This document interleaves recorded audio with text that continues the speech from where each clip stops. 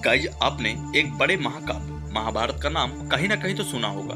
आज हम आपको महाभारत से जुड़ी एक ऐसी घटना बताने वाले हैं जिसमें पांचों पांडवों ने अपने मृत पिता पांडु का मांस खाया था। अब उन्होंने ऐसा क्यों किया, यह जानने के लिए सबसे पहले हमें पांडवों के जन्म के बारे में जानना पड़ेगा।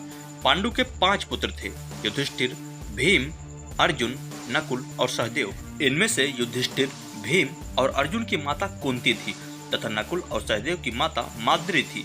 पांडु इन 5 पुत्रों के पिता थे, पर इनका जन्म पांडु के वीर तथा संभोग से नहीं हुआ था, क्योंकि पांडु को श्राप था कि जैसे ही वो संभोग करेगा उसकी मृत्यु हो जाएगी।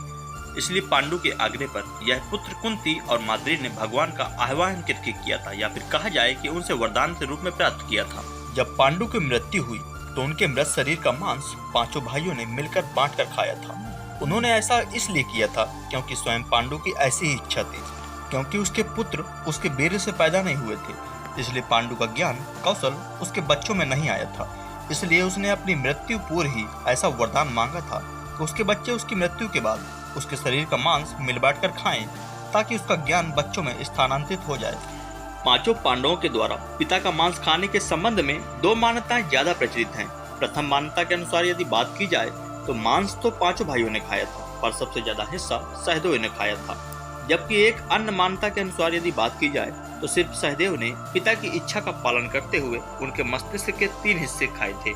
पहले टुकड़े को खाते ही सहदेव को इतिहास का ज्ञान हो गया था, और दूसरे टुकड़े को खाने से वर्तमान का ज्ञान, और तीसरे टुकड़े को खाते ही भविष्य का ज्ञान हो गया था।